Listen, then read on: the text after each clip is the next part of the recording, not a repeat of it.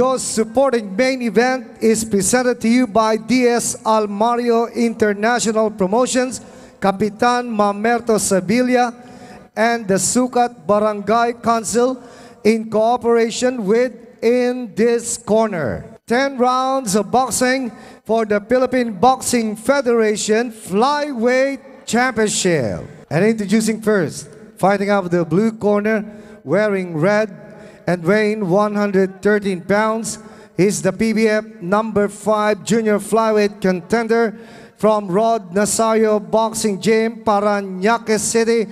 Ladies and gentlemen, Michael Escobia. His opponent across the ring, fighting out of the red corner. Tonight wearing white with black trim and also weighing 113 pounds. The PBF number 6 flyweight contender from Sanderkan Stable of Davao del Sur. Ladies and gentlemen, Ricky Tyson Subia. Your referee in charge of the action, Ferdinand Estrella. Okay, Moy, si Sander Khan, ang dating singer, nag-mayor daw yan. Mayor sa San Jose? Jose Abad Santos. Okay, hanggang ngayon, hindi na ata, no? Hindi na. Pero alam ko singer yan, galing kumanta. Magaling kumanta yan, naging manager, naging promoter. Mahilig sa boxing, no? Tumigil po yan sa Korea, matagal na sa Korea. Kwento mo kung sino yung dalawang boksingero natin. Well, ang dalawang boksingero natin ay si Ricky Tyson Sabia ng Sanderkan Boxing Stable. Yan po ay datihang mayor ng Jose Abad Santos, Davao del Sur. Yan po ang nakaputi sa inyong TV set na may team. 18 laban, 10 panalo, 6 natalo, 2 tabla. Sa 10 niyang panalo, 5 dyan knockout. Ang height po niya 5'2", tumimbang po siya ng 112 pounds, 23 anyos po. Ang kanya namang kalaban ay si Michael Escobia ng Rod Nazario Boxing Gym, Parañaque City. Yan po ang nakapula sa inyong TV set. May 10 laban, 7 panalo, 2 talo, 1 tabla. Ang height po niya 5'4", tumimbang po siya kahapon ng 113 pounds. Rated number 5 po siya sa PBF, samantalang ito po naman si Sabia ay rated number 2 flyweight contender sa PBF din. Si Michael Escobia po ay nakita rin natin nung tayo nagkaroon ng promotion sa South Green Heights Village, ano? Sa covered court, no? Ano, ha? Si Escobia ay nanalo ng unanimous decision kay Lowell Sagisa. Yun din yung gabi pa lang si Angelito Merin, ano, ha? Ay nanalo din. Nanalo rin nung gabing yun. Si Escobia ay so far has won 2 of his last 3, ano? Sabi mo nga. Oo. At yung talo naman niya, yung isang talo niya na lumabas sa Thailand, yun namang isang talo niya na lumabas sa Caloocan. Ano yan mo? Okay, fine. Alam natin pagka hindi mo na-knockout, muntik na, no? Muntik na. Uy, pero tinyek. Kung hindi man na, di ba, pag bumbayo, ano yan, alam mo, you go there with your eyes open na. Pag hindi natin na-knockout to, tagalin tayo rin. Oo.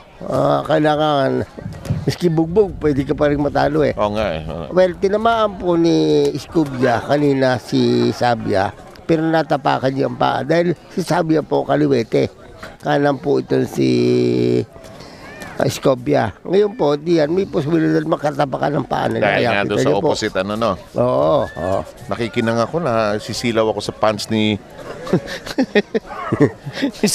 ni Sabia. Samantalang nasisilaw ako sa sapatos ni Escobia. Para akong nasa Las Vegas. Oo, ang mga attire nila. Oo nga. Pero ito, bato-bato talaga ito. Nape-pressure din ba yung mga boksingero pag nandyan mismo yung mga manager nila? O nai-inspire sila? Nai-inspire sila. Oo, okay. Na ano, dahil katulad niyan, si Sander dumating na ang ngayong hapon, galing Davao, ha? Ito naman boksingero na dumating din na ang kahapon, galing sa galing din Davao. Yung Davao 1 hour 45 minutes lang naman yan eh. Oo. Kahit anong airline pa gamitin mo. Uy, load up yun, ha? Maganda tatapon ito, ha? Hindi masamang boksingero po ito na Sabia. Hindi po naman pagtsatsagaan niya ni Sander Khan kung basta-basta boksingero yan. Cool na cool si Sander, ano? Parang ano, ha? Alam niya kung ano mangyayari. Ricky Tyson Tyson Sabia. Matakot ka, pangalan pa lang, ano? Oo. Babalik po ang In This Corner. Rod Nazarios In This Corner is brought to you by Petron Gasul, ang sigurista Petron Gasolista. Pure Foods crisp and juicy drumettes. Chicken na lang ang fried chicken. Ginebra San Miguel. Lahing Ginebra, ikaw na. Pure Foods tender juicy hot dog. Kids favorite kaya siguradong ubos. And the Philippine Charity Sweepstakes Office.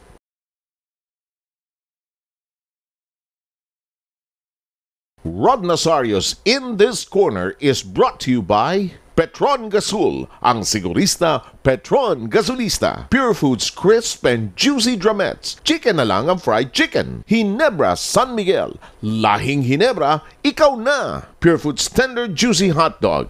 Kids favorite kaya siguradong ubos. And the Philippine Charity Sweepstakes Office.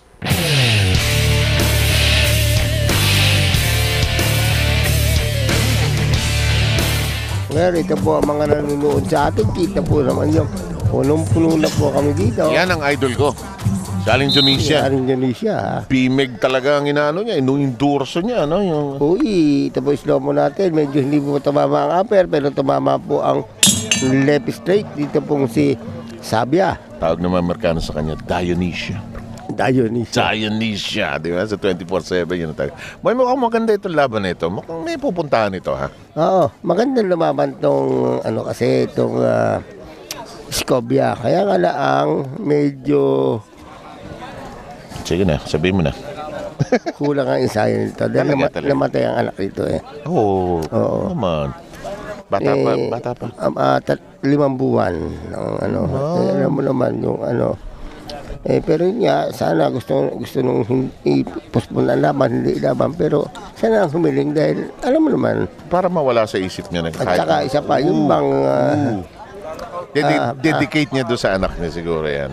at saka yun nga, kulang sa pera lahat. Kailangan natin. Oo. Ano yun mo, ikaw, isang anak niya? Nag-iisang anak? Pangalawa. Pangalawa. Uy, tinamaan po ng maganda si Sabia. Maganda sigurado itong laban na ito dahil itong Scobia fighter to eh. Oo, hindi umaatras yan. Oo. Uy, Pang! Palitan!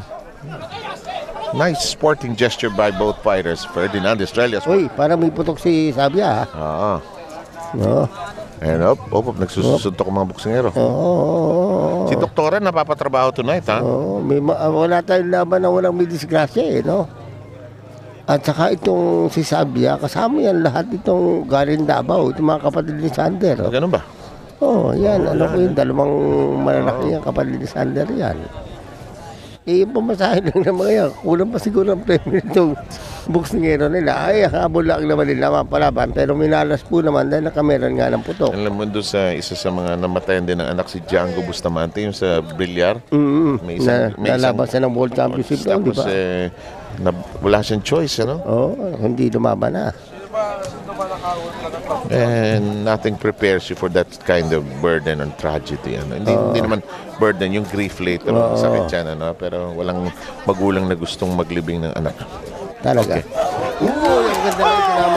Oh, Tyson made the mistake of turning around. And this is a man on a mission. Oh, boy, Scobia burning. Oh, this is over. This is done. Well, yan po, sinasabi naman ni Scobia, didedicate ko po itong panalo ko dito po sa aking ano. Oh boy, look at Sabia. He's really rocking, and they want to sit him down. Boy, our Doktora is really hard at work tonight. Yes. And then the expression of the face ni Sander. May putok pa no? Oo, dahil ulo naman tingin ko yon.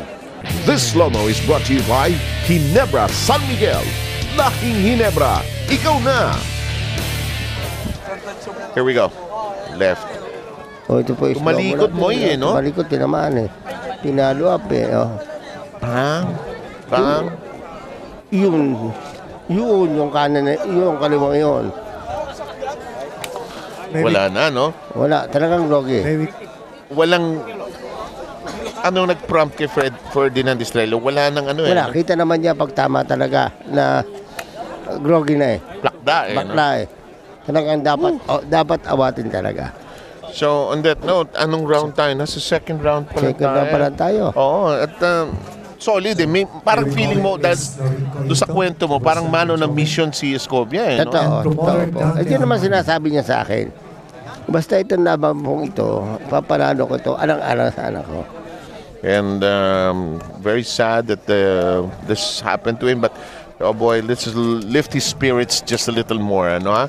Nothing will replace his child, but this is going to be helpful for his career. A very dejected Xander Khan, but what can you do? Talaga. Ako nung tumalikod mo, ay tumagilid, ano? Tinamaan ng kanan eh. Na muna eh. Tapos, nakipagpalitan siya eh. Panoodin po ninyo. Tinamaan po ng kaliwa. Medyo doon, nagrogi doon eh. Pinadoan po. But he's okay. Sabia is able to stand up on his own. Yun, yung kanat kalawang yun ang talaga na. Sorry, that's right. You're with the slow-mo. But Sabia is already on his feet, and there's Romel Nazario in the middle of those shadows of the ring. I think we're ready at the top of the ring. Let's send it there. Ladies and gentlemen, your official time, 1 minute and 45 seconds of round number 2 for your winner by technical knockout and the new Philippine Boxing Federation flyweight champion, Michael Escobia. On a night filled with drama, and we thought that when we were starting out that there wouldn't be too many stories to tell. It looks like we do have a number of stories to tell because, you know, so many dramatic things happening all at the same time, Moy. Talaga.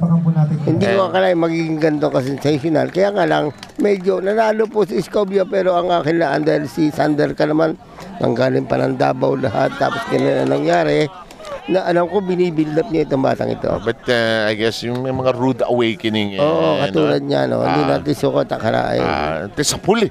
Oo, Sa puli. Nung umispin na ganun, sabi ko, iba kwento na ito. But how can you stop an inspired man?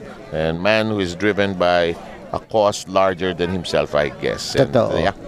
And on that note, we'd like to thank you for joining us in behalf of our entire production team and this guy who's trying to assemble what you'll see very soon, Jerry Garcia.